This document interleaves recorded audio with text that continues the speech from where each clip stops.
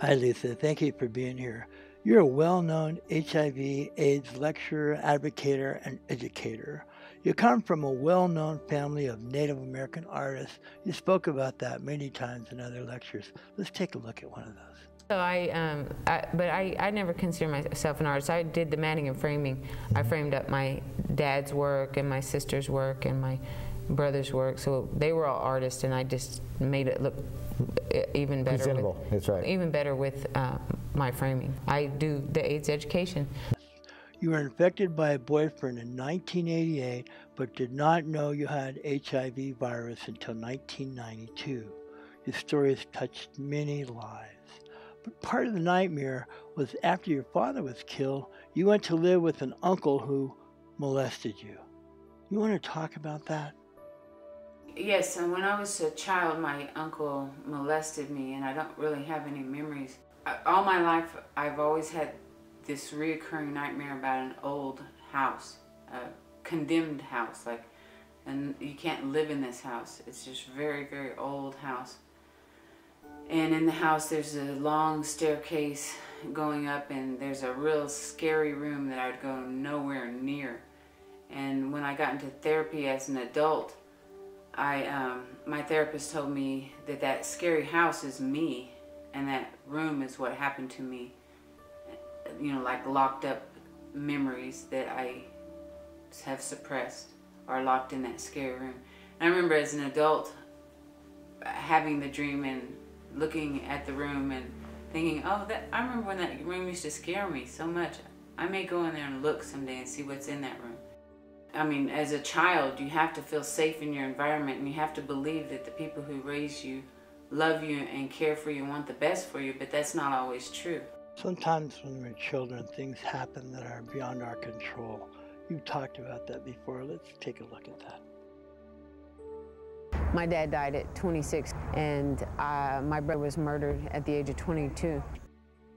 After your father and your brother died, you moved in with an uncle who you said sexually molested you, and you suppressed those memories to this day. You had a pretty normal upbringing in high school, and then at 20 you met someone who gave you AIDS. You want to talk about that? Well, yes, I contracted HIV, the virus that leads to AIDS, from a man that I thought I loved and trusted, and I dated and lived with this guy, and we were together for a total of 3 years. But he knew he had HIV, but didn't have the courage to tell anybody. Disease, it took his life, but I managed to survive it. How are you dealing with your healing right now? I mean, I have AIDS, I have Parkinson's disease, which gives me the most trouble. I mean, I'm feeling it right now. My legs are shaking. I see. So that's something that you live with now, talking about dealing with healing. A lot of times I'm so happy once the medicine finally kicks in that I told my daughter that we're not going to just simply walk, we're going to dance and dance around when the medicine kicks in. Well, you hear your mom, she's a counselor and an advocate for healing with the AIDS and stuff. What do you think about all that? I think she's a real hero. Nice. That's what I think. If you had one wish in the whole world, what would that be? That my mom gets cured. Anything you want to say, Lisa, in closing?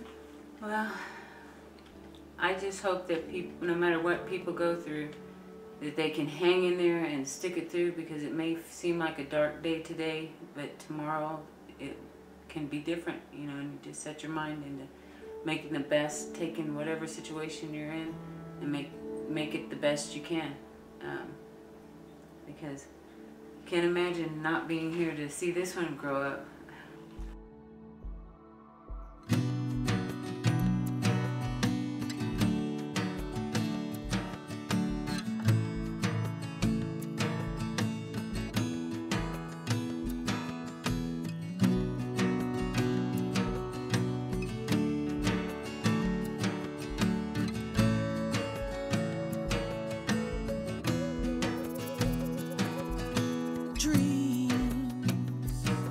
What for? Sometimes I wonder who for. Vision